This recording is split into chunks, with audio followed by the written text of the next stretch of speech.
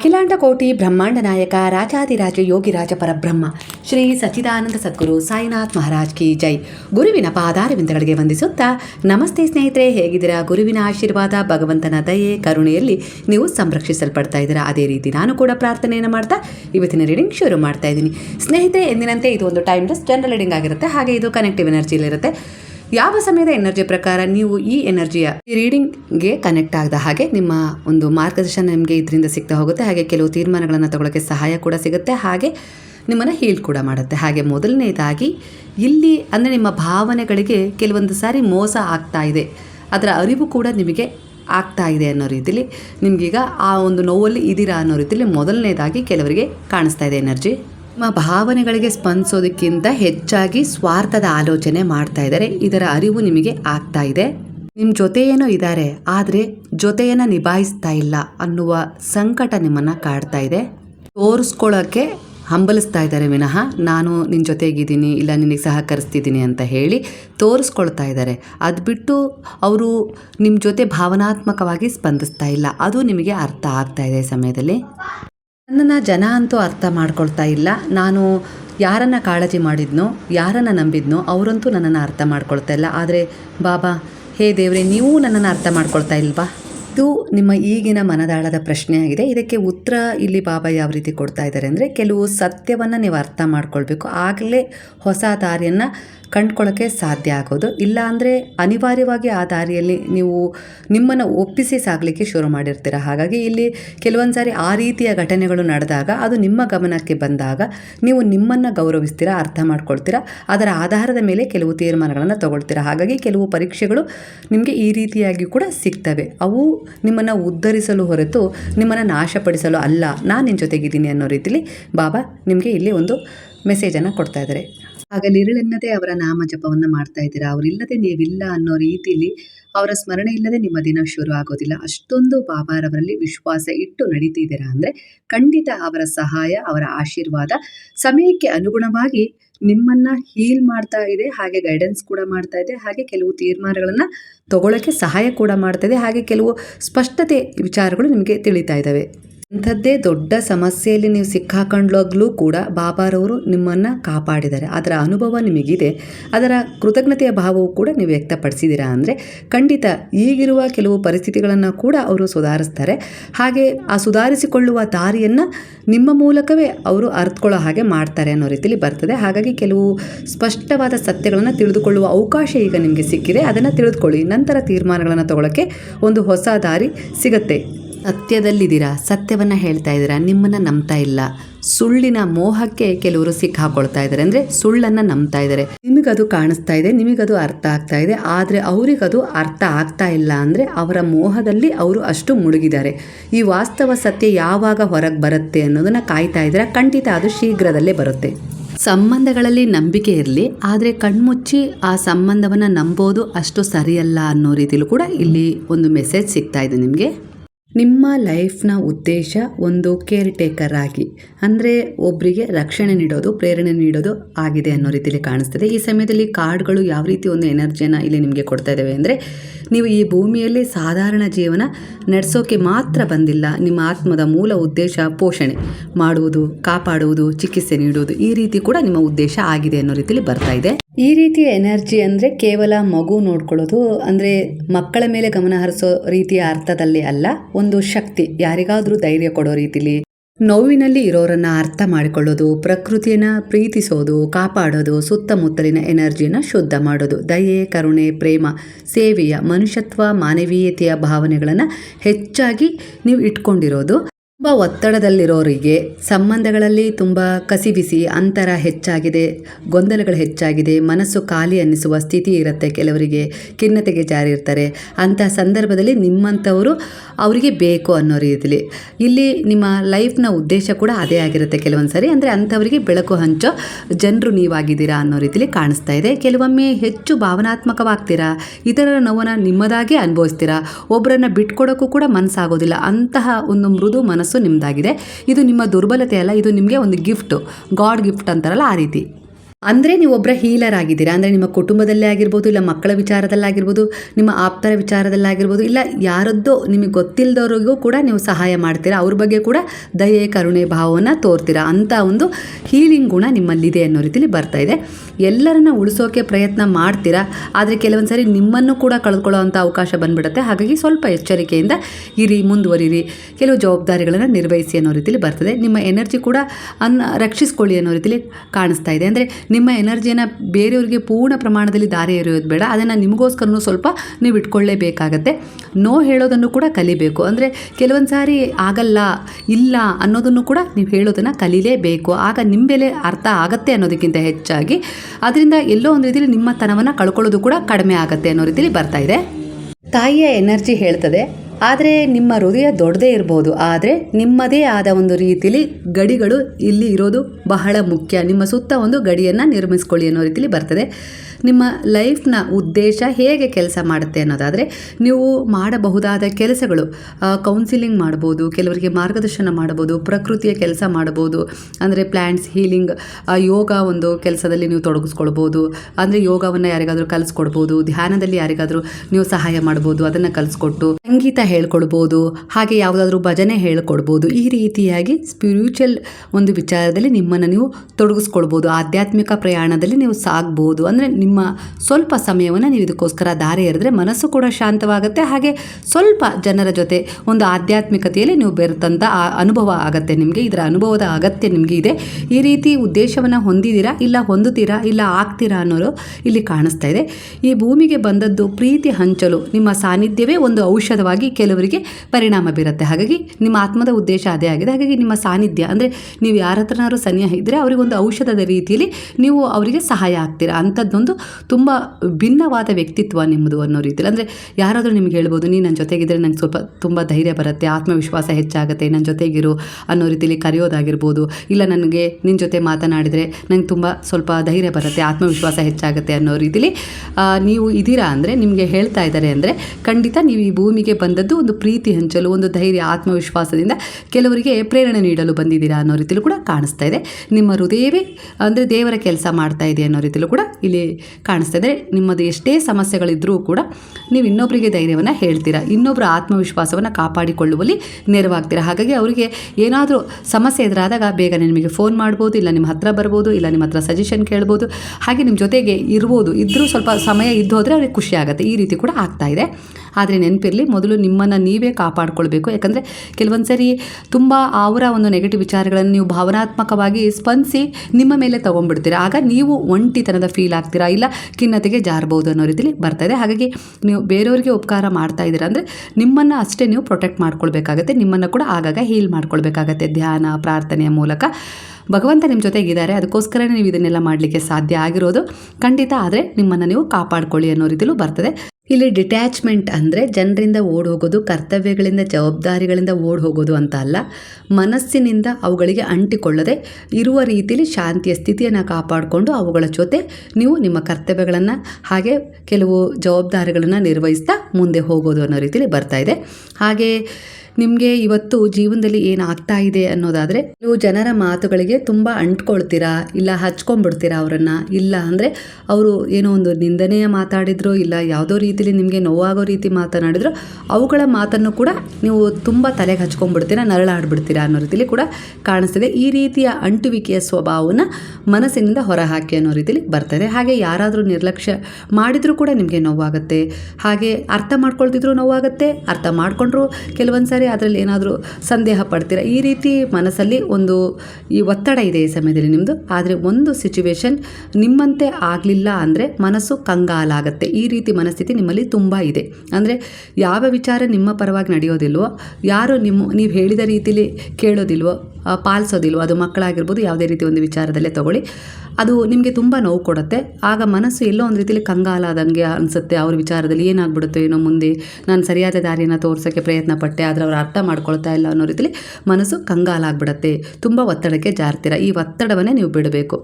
ಖಂಡಿತ ನಿಮ್ಮ ಪ್ರಾರ್ಥನೆ ಫಲ ಕೊಡುತ್ತೆ. ಆದರೆ ಅದನ್ನು ಹಿಡಿತದಲ್ಲಿ ತಗೊಳ್ಳೋದು ಕೂಡ ಕೆಲವೊಂದು ಸಾರಿ ಅವರಿಗೆ ಕಸಿವಿಸಿಯಾಗಿ ಅವರು ಅದನ್ನೇ ಮಾಡಲಿಕ್ಕೆ ಬಯಸ್ಬಿಡ್ತಾರೆ. ಹಾಗಾಗಿ ಸ್ವಲ್ಪ ಸ್ವತಂತ್ರತೆಯನ್ನು ಕೊಡಿ. ಅರ್ಥ ಆಗೋ ರೀತಿಲಿ ಸಮಯಕ್ಕೆ ಅನುಗುಣವಾಗಿ ಸ್ವಲ್ಪ ಸಮಯ ತಗೊಂಡು ಅವರಿಗೆ ಅದನ್ನು ಅರ್ಥ ಮಾಡಿಸ್ಕೊಳ್ಳಿ. ಖಂಡಿತ ಅವರು ಅದನ್ನು ಅರ್ಥ ಮಾಡ್ಕೊಳ್ತಾರೆ ಅನ್ನೋ ರೀತಿಯಲ್ಲಿ ಬರ್ತದೆ. ಹಾಗೆ ಇಲ್ಲಿ ಯಾವ ರೀತಿ ಒಂದು ವಿಚಾರ ಬರ್ತಾ ಇದೆ ಅಂದರೆ, ನೀವು ಜನರನ್ನು ಬಿಟ್ಟು ಹೋದರೆ ಅದು ಡಿಟ್ಯಾಚ್ಮೆಂಟ್ ಆಗೋದಿಲ್ಲ. ಅಂದರೆ ಕೆಲವೊಂದು ಸಾರಿ ಅವ್ರು ಅರ್ಥ ಮಾಡ್ಕೊಳ್ಳಿಲ್ಲ, ಇಲ್ಲ ಅಂದರೆ ನೀವು ಹೇಳಿದ್ದನ್ನು ಕೇಳೋದಿಲ್ಲ ಅನ್ನೋ ರೀತಿಯಲ್ಲಿ ಸಿಟ್ಟು ಮಾಡಿಕೊಂಡು ನೀವು ಅವರನ್ನು ಬಿಟ್ಟು ಹೋಗೋದು, ಇಲ್ಲ ಅವರಿಂದ ದೂರ ಆಗೋದ್ರಿಂದ ಇಲ್ಲಿ ಆ ಒಂದು ವಿಚಾರದಿಂದ ಅವ್ರು ಹೊರಗೆ ಬರೋದಿಲ್ಲ. ಓಡಿ ಹೋಗೋದು ತಪ್ಪು, ನೀವು ಆ ರೀತಿ ಮಾಡೋದು ತಪ್ಪು. ಜನರ ಜೊತೆ ಇದ್ದರೂ ಕೂಡ ಮನಸ್ಸು ಸ್ವತಂತ್ರವಾಗಿರೋದು ಬಹಳ ಮುಖ್ಯ ಆಗಿರುತ್ತೆ.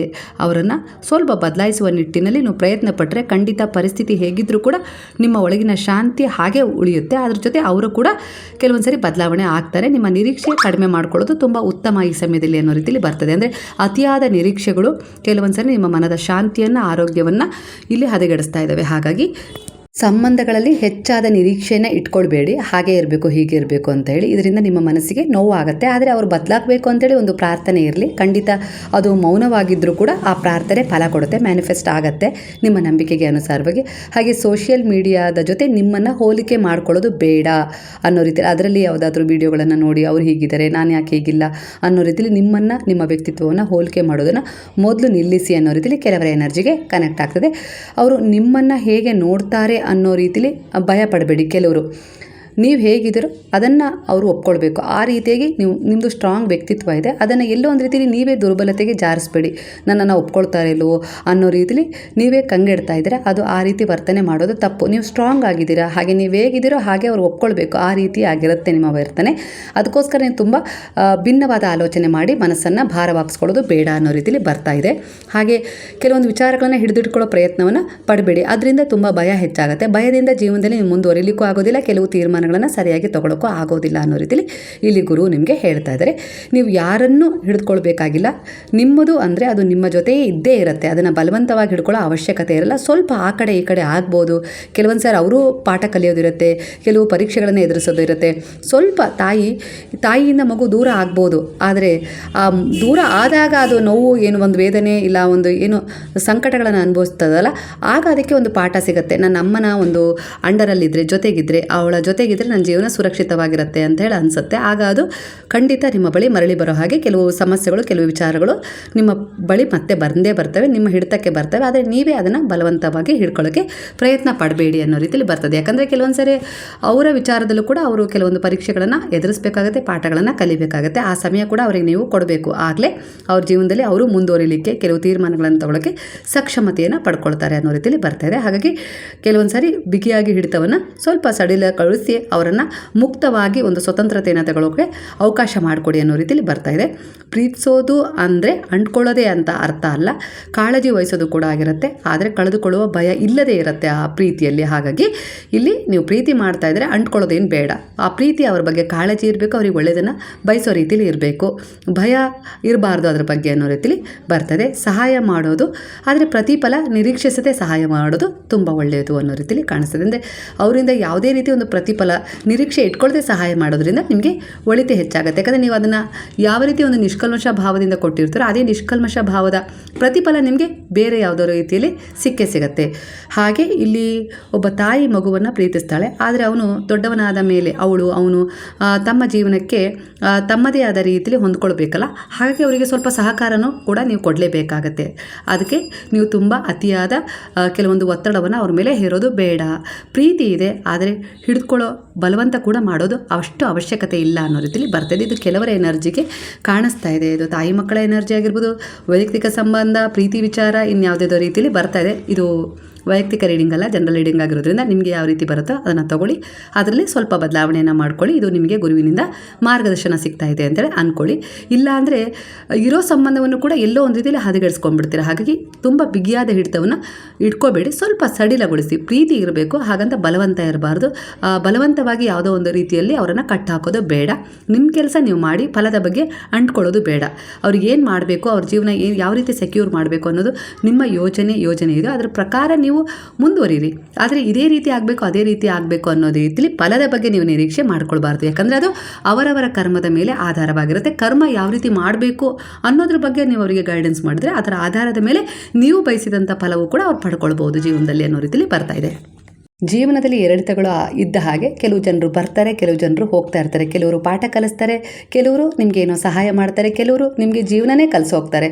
ಈ ರೀತಿಯಾಗಿ ಒಟ್ಟಾರೆಯಾಗಿ ಒಂದು ಅಧ್ಯಾಯ ಇರುತ್ತೆ. ಅಲ್ಲಿ ಋಣಕ್ಕೋಸ್ಕರ ತೀರ್ಸ್ಕೊಳ್ಳೋಕ್ಕೋಸ್ಕರ ಬರ್ತಾರೆ, ಇಲ್ಲ ಪಾಠ ಕಲಿಸೋಕ್ಕೋಸ್ಕರ ಬರ್ತಾರೆ. ಹಾಗಾಗಿ ಯಾವುದಕ್ಕೂ ತುಂಬ ಅಂಟ್ಕೊಳ್ಬಾರ್ದು. ಇದರಿಂದ ಎಲ್ಲೋ ಒಂದು ರೀತಿಯಲ್ಲಿ ನೀವು ಒತ್ತಡಕ್ಕೆ ಜಾರ್ತೀರಾ, ಖಿನ್ನತೆಗೆ ಜಾರ್ತೀರಾ, ನಿಮ್ಮ ತನವನ್ನು ನೀವು ಕಳ್ಕೊಂಡ್ಬಿಡ್ತೀರಾ. ಹಾಗಾಗಿ ಎಲ್ಲವೂ ಇಲ್ಲಿ ತಾತ್ಕಾಲಿಕ, ನಿಮ್ಮ ಆತ್ಮ ಮಾತ್ರ ಶಾಶ್ವತ. ಅದರ ಕಡೆ ನೀವು ಗಮನ ಕೊಡೋದು ಬಹಳ ಮುಖ್ಯ ಅನ್ನೋ ರೀತಿಯಲ್ಲಿ ಬರ್ತದೆ. ಪ್ರತಿದಿನ ಸ್ವಲ್ಪ ಸಮಯ ನಿಮ್ಮ ಜೊತೆ ನೀವಿರೋದನ್ನು ಕಲ್ಕೊಳ್ಳಿ. ನಿಮ್ಮನ್ನು ಪ್ರೀತಿಸೋದು, ಗೌರವಿಸೋದು, ನಿಮ್ಮನ್ನು ನೀವು ಕಾಪಾಡ್ಕೊಳ್ಳೋದು, ಅಂದರೆ ನಿಮ್ಮನ್ನು ಎಲ್ಲೋ ಒಂದು ರೀತಿಯಲ್ಲಿ ತುಂಬ ಚೆನ್ನಾಗಿ ಇಟ್ಕೊಳ್ಳೋದು. ಆಂತರಿಕವಾಗಿಯೂ ಆಗಿರ್ಬೋದು, ಬಾಹ್ಯವಾಗಿಯೂ ಆಗಿರ್ಬೋದು. ಹೇಗೆ ತಲೆ ಕೂದಲು ಕೆದರ್ಕೊಳ್ಳೋದು, ಹಾಗೆ ಇರೋದು, ಹೀಗೆ ಇರೋದು, ತಲೆ ಬಾಚ್ಕೊಳ್ಳೋದು, ಈ ರೀತಿ ಮಾಡದೇ ಇರೋದಲ್ಲ. ನೀಟಾಗಿ ಸ್ವಲ್ಪ ಶುಭ್ರವಾದ ಬಟ್ಟೆಯನ್ನು ತೊಟ್ಕೊಂಡು ನೀವು ನೀಟಾಗಿರಬೇಕು ಅನ್ನೋದು ಕಾಣಿಸ್ತದೆ. ಯಾಕಂದರೆ ನಿಮ್ಮ ವ್ಯಕ್ತಿತ್ವ ಹೊರಗಿನಿಂದಲೂ ಚೆನ್ನಾಗಿರಬೇಕು, ಒಳಗಿನಿಂದಲೂ ಸ್ಟ್ರಾಂಗ್ ಆಗಿರಬೇಕು. ಹಾಗಾಗಿ ನಿಮ್ಮನ್ನು ನೀವು ಪ್ರೀತಿಸ್ಕೊಳ್ಬೇಕು.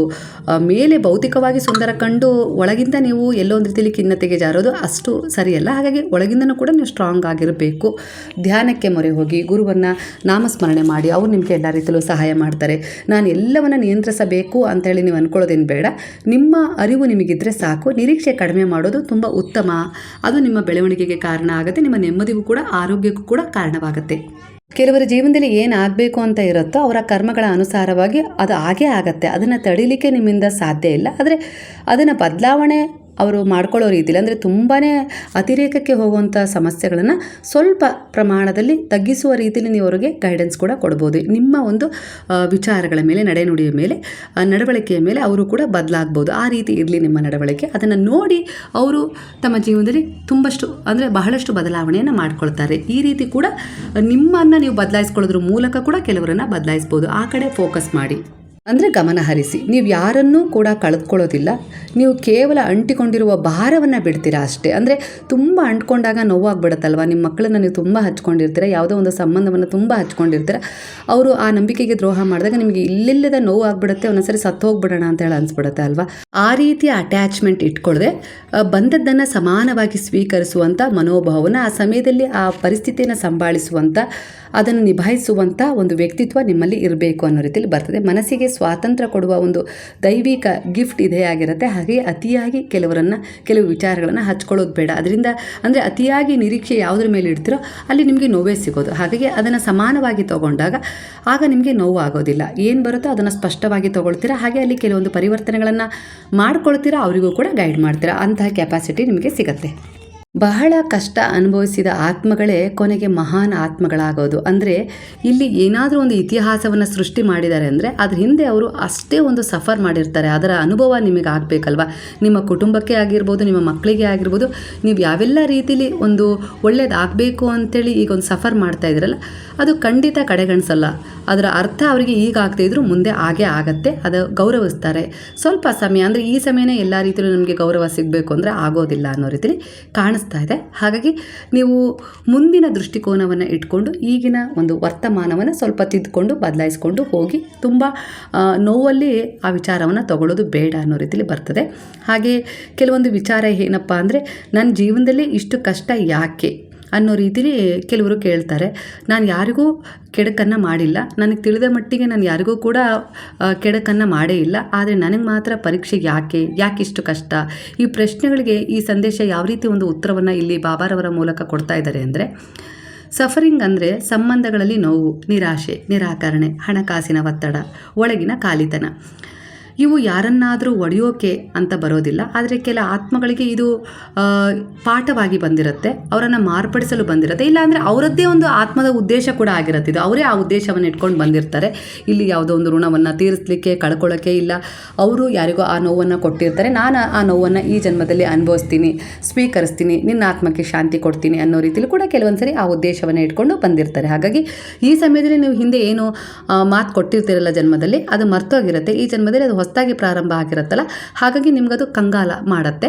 ಆದರೆ ಗುರುವಿನ ಮಾರ್ಗದರ್ಶನದಲ್ಲಿ ನೀವಿರೋದ್ರಿಂದ ನಿಮಗೀಗ ಸ್ವಲ್ಪ ಸ್ವಲ್ಪ ಎಲ್ಲ ಅರ್ಥ ಆಗ್ತಾ ಇದೆ. ನೋವು ಬಂದಾಗ, ಇಲ್ಲ ಯಾರಿಗೋ ಮೋಸ ಆದಾಗ, ಇಲ್ಲ ನಿಮಗೆ ಮೋಸ ಆದಾಗ, ಇಲ್ಲ ಅದು ಏನೋ ಅದಕ್ಕೂ ನನಗೂ ಏನೋ ಒಂದು ನಂಟಿತ್ತೇನೋ ಹಾಗಾಗಿ ಹೀಗಾಗಿದೆ ಅನ್ನೋ ರೀತಿಯಲ್ಲಿ ನೀವು ಸ್ವಲ್ಪ ಒತ್ತಡ ಮುಕ್ತತೆಯನ್ನು ಹೊಂದುತ್ತಾ ಇದ್ದೀರಾ. ತುಂಬ ಒತ್ತಡಕ್ಕೆ ಜಾರ್ತಾ ಇಲ್ಲ, ಅದನ್ನು ಒಂದು ಸಮಾನವಾಗಿ ತಗೊಳ್ತಾ ಇದ್ದೀರಾ.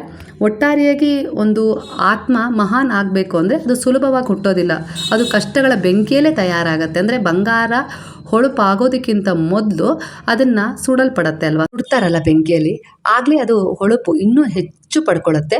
ಹಾಗೆ ನೀವು ಕೂಡ ಕೆಲವು ಕಷ್ಟ, ದುಃಖ, ಸಮಸ್ಯೆಗಳನ್ನು ಎದುರಿಸ್ದಾಗಲೇ ನಿಮ್ಮ ಮೌಲ್ಯ ಕೂಡ ಹೆಚ್ಚಾಗುತ್ತೆ. ನಿಮ್ಮನ್ನು ನೀವು ಸರಿಯಾಗಿ ಅರ್ಥ ಮಾಡ್ಕೊಳ್ತೀರ, ಆಗ ಅದರಿಂದ ಪಡೆದ ಒಂದು ಫಲ ಇರುತ್ತಲ್ಲ ಅದಕ್ಕೂ ಕೂಡ ಬೆಲೆ ಹೆಚ್ಚಾಗಿ ಕೊಡ್ತೀರಾ. ಆಗ ಅದನ್ನು ನೀವು ಗುರುತಿಸ್ತೀರಾ. ಅದೇ ರೀತಿ ಕೆಲವೊಂದು ವಿಚಾರ ಅಂದರೆ ಸಲೀಸಾಗಿ ಎಲ್ಲ ಸಿಕ್ಬಿಟ್ರೆ ಅದರ ಬಗ್ಗೆ ಬೆಲೆನೇ ಇರೋದಿಲ್ಲ, ನಿಮ್ಮ ಬಗ್ಗೆನೂ ನಿಮಗೆ ಬೆಲೆ ಇರೋದಿಲ್ಲ, ಅರ್ಥನೂ ಮಾಡ್ಕೊಳ್ಳೋಕ್ಕಾಗೋದಿಲ್ಲ. ಆದರೆ ಅದು ಕಷ್ಟಪಟ್ಟು ನೀವು ಗಳಿಸಿದಾಗ, ಈಗ ನೋಡಿ ಒಂದು ಮಗು ಪರೀಕ್ಷೆನ ಪಾಸ್ ಮಾಡುತ್ತೆ ಅಂದರೆ ತುಂಬ ಸಫರ್ ಮಾಡಿರುತ್ತೆ, ಅದ್ರ ಹಿಂದೆ ತುಂಬ ರಾತ್ರಿಗಳು ನಿದ್ದೆ ಕೆಟ್ಟು ಓದಿದ ನಂತರ ಆ ಪರೀಕ್ಷೆಯನ್ನು ಕೊಟ್ಟಾಗ ಆ ಮಾರ್ಕ್ಸ್ ಬಂದಾಗ ಅದಕ್ಕೆ ತುಂಬ ಸಂತೋಷ ಆಗುತ್ತೆ. ಅಂದರೆ ನಾನು ಕಷ್ಟಪಟ್ಟು ಓದಿದ್ದಕ್ಕೂ ನನಗೆ ಸಾರ್ಥಕತೆ ಸಿಕ್ತು, ನನ್ನ ನಿರೀಕ್ಷೆಯ ನಂಬರ್ ಸಿಕ್ಕಿದೆ ಅನ್ನೋ ರೀತಿಯಲ್ಲಿ ತೃಪ್ತಿ ಪಡುತ್ತಲ್ಲ. ಅದೇ ರೀತಿ ಕಷ್ಟ, ದುಃಖ, ಸಮಸ್ಯೆಗಳು ಕೆಲವೊಂದು ಸಾರಿ ಇದೇ ರೀತಿ ನೀವು ಅವುಗಳನ್ನು ದಾಟ್ಕೊಂಡು ಒಂದು ಗುರಿಯನ್ನು ತಲುಪಿದಾಗ ನಿಮ್ಗೆ ಅನಿಸುತ್ತೆ, ಇಷ್ಟು ಈ ಗುರಿಯನ್ನು ತಲುಪಲಿಕ್ಕೆ ಇಷ್ಟೆಲ್ಲ ಕಷ್ಟಗಳನ್ನು, ದುಃಖಗಳನ್ನು ನಾನು ಸಹಿಸ್ಕೊಳ್ಬೇಕಾಯಿತು, ಒಟ್ಟಾರೆಯಾಗಿ ಕೊನೆಗೂ ನಾನು ಬಯಸಿದ್ದು ನನಗೆ ಸಿಕ್ತು ಅನ್ನೋ ರೀತಿಯಲ್ಲಿ ನೀವು ಫೀಲ್ ಮಾಡ್ತೀರಾ. ಅಂಥ ಅನುಭವವನ್ನು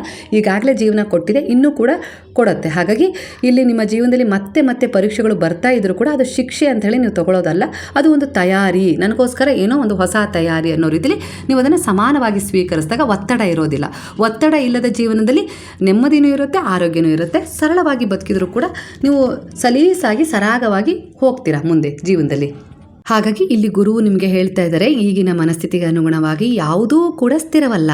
ಒಳ್ಳೆಯದು ಸ್ಥಿರವಾಗಿ ಉಳಿಯೋದಿಲ್ಲ, ಕೆಟ್ಟದ್ದು ಕೂಡ ಸ್ಥಿರವಾಗಿ ಉಳಿಯೋದಿಲ್ಲ.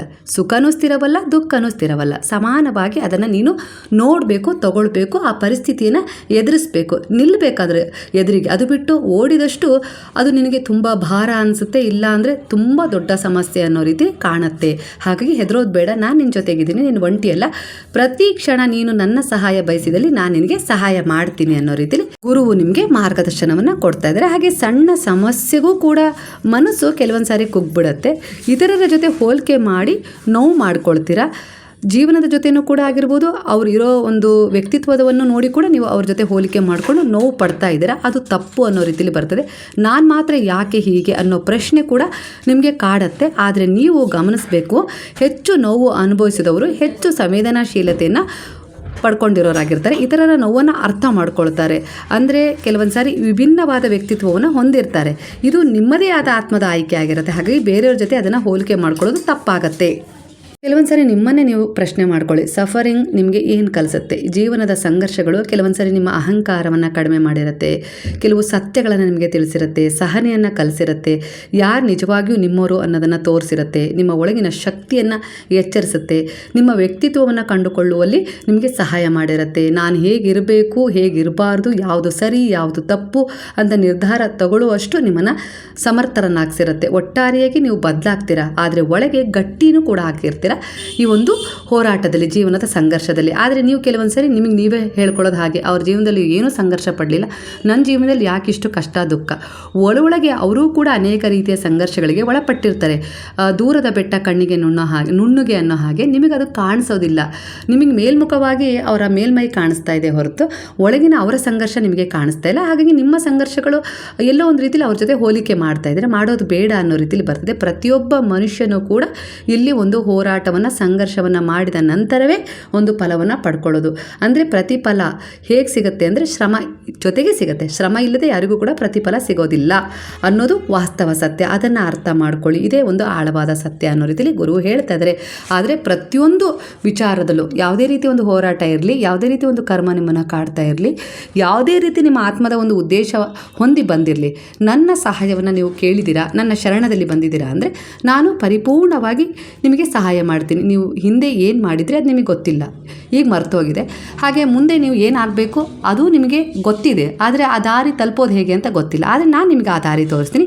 ಹಿಂದಿನ ಒಂದು ಪ್ರಾರಬ್ಧ ಕರ್ಮಗಳನ್ನು ಕಳ್ಕೊಳ್ಳೋಕ್ಕೂ ಕೂಡ ನಾನು ನಿಮಗೆ ಸಹಾಯ ಮಾಡ್ತೀನಿ, ನಾನು ನಿನ್ನ ಜೊತೆಗಿದ್ದೀನಿ ಅನ್ನೋ ರೀತಿಯಲ್ಲಿ ಗುರುವು ನಿಮಗೆ ಹೇಳ್ತಿದ್ದಾರೆ. ಅವರೇ ನಿಮಗೆ ಇಷ್ಟೊಂದು ಮಾತುಗಳನ್ನು ಹೇಳ್ತಾ ಇದ್ದಾರೆ, ಸಮಾಧಾನ ಪಡಿಸ್ತಾ ಇದ್ದಾರೆ, ರಕ್ಷಣೆ ಮಾಡ್ತೀನಿ, ನನ್ನ ಮಾರ್ಗದರ್ಶನ ನಿನಗೆ ಅನಂತ ಕಾಲದವರೆಗೂ ಸಿಗುತ್ತೆ ಅನ್ನೋ ರೀತಿಯಲ್ಲಿ ಹೇಳ್ತಾ ಇರಬೇಕಾದ್ರೆ ನಿಮ್ಮ ಮನಸ್ಸಲ್ಲಿ ಯಾಕೆ ನನಗೆ ಇಷ್ಟು ಕಷ್ಟ, ನನಗೆ ಯಾಕೆ ಇಷ್ಟು ನೋವು ಅನ್ನೋ ರೀತಿಯಲ್ಲಿ ಮತ್ತೆ ಪ್ರಶ್ನೆ ಮಾಡ್ಕೊಳ್ತಾ ಇದ್ದೀರಾ. ಅಂದರೆ ಇದು ಅಸಂಬದ್ಧ ಪ್ರಶ್ನೆ. ಇದರಿಂದ ನಿಮ್ಮ ಮನಸ್ಸಿನ ವೇದನೆಗಳು ಇನ್ನೂ ಹೆಚ್ಚಾಗುತ್ತೆ, ಕಠಿಣತೆಯಿಂದ ಹೊರಗೆ ಬರೋದು ಕಷ್ಟ ಆಗುತ್ತೆ. ಈಗಲಾದರೂ ವಾಸ್ತವ ಸತ್ಯವನ್ನು ಅರ್ಥ ಮಾಡ್ಕೊಳ್ಳಿ, ಎಚ್ಚರಿಕೆಯಿಂದ ಕೆಲವು ತೀರ್ಮಾನಗಳನ್ನು ತಗೊಳ್ಳಿ, ಒಪ್ಕೊಳ್ಳಿ ವಾಸ್ತವ ಸತ್ಯವನ್ನು ಅನ್ನೋ ರೀತಿಯಲ್ಲಿ ಬಾಬಾ ಹೇಳ್ತಾ ಇದ್ದಾರೆ.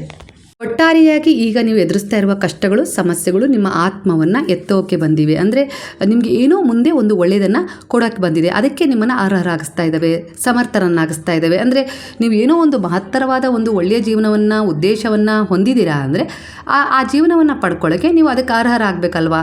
ಈಗ ನೀವು ಡಾಕ್ಟರ್ ಆಗಬೇಕು ಅಂದರೆ ಅದಕ್ಕೆ ನೀವು ಅರ್ಹರಾಗಬೇಕಲ್ವಾ. ಅದಕ್ಕೋಸ್ಕರ ನೀವು ಓದೋದು, ಅದಕ್ಕೋಸ್ಕರ ಎಲ್ಲ ರೀತಿಯ ಒಂದು ವಿಚಾರವನ್ನು ಕಲೆ ಹಾಕೋದು ಎಲ್ಲ ಕಲ್ಕೊಳ್ಬೇಕು, ಆಗಲೇ ನೀವು ಆ ಹುದ್ದೆಗೆ ಅರ್ಹರಾಗ್ತೀರಾ. ಅದೇ ರೀತಿ ನಿಮ್ಮ ಜೀವನದಲ್ಲಿ ನೀವು ಒಂದು ಒಳ್ಳೆಯದನ್ನು ಬಯಸ್ತಾ ಇದ್ದೀರಾ, ಏನೋ ಒಂದು ತಾಯಿ ಆಗೋ ಭಾಗ್ಯ ಆಗಿರ್ಬೋದು, ಅದನ್ನು ಬಯಸ್ತಾ ಇದ್ದೀರಾ ಅಂದರೆ ಕೆಲವೊಂದು ಸರಿ ಅದಕ್ಕೂ ಕೂಡ ಕೆಲವು ಅಡ್ಡಿ ಆತಂಕಗಳು, ಕರ್ಮಗಳು ಕಾರಣ ಆಗ್ತಾಯಿದೆ.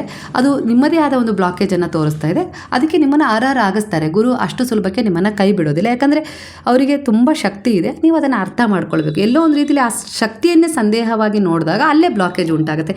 ನಿಮ್ಮ ಮನಸ್ಸಲ್ಲಿ ನಿಮ್ಮ ಪ್ರಾರ್ಥನೆ ಮೇಲೆ ನಂಬಿಕೆ ಇಲ್ಲ ಅಂದರೆ ಅವ್ರು ಕೊಡೋದಾದರೂ ಹೇಗೆ ಅನ್ನೋ ರೀತಿಯಲ್ಲಿ ಬರ್ತಾಯಿದೆ. ಹಾಗಾಗಿ ಸ್ವಲ್ಪ ನಿಮ್ಮ ಒಂದು ವ್ಯಕ್ತಿತ್ವವನ್ನು ಬದಲಾಯಿಸಿ ನೋಡಿ. ಆ ಟೀಕೆ ಟಿಪ್ಪಣಿ ಮಾಡೋದಕ್ಕಿಂತ, ಇನ್ನೊಬ್ಬರ ಜೊತೆ ಹೋಲಿಕೆ ಮಾಡ್ಕೊಳ್ಳೋದಕ್ಕಿಂತ ನಿಮ್ಮ ವ್ಯಕ್ತಿತ್ವವನ್ನು ಗೌರವಿಸಿ, ಆಧರಿಸಿ, ಪ್ರೀತಿಸಿ ಅದನ್ನು ಮಾರ್ಗದರ್ಶನ ಮಾಡ್ತಾ ಮುಂದೆ ತೊಗೊಂಡೋಗಿ. ನಿಮಗೆ ಇದು ಕಷ್ಟ ಆದರೆ ಧ್ಯಾನ ಮಾಡಿ, ಗುರುವಿನಲ್ಲಿ ಮೊರೆ ಹೋಗಿ, ಭಗವಂತನ ಶರಣದಲ್ಲಿ ಹೋಗಿ ಅನ್ನೋ ರೀತಿಯಲ್ಲಿ ಬರ್ತದೆ. ಅವರು ನಿಮಗೆ ಖಂಡಿತ ಸಹಾಯ ಮಾಡ್ತಾರೆ.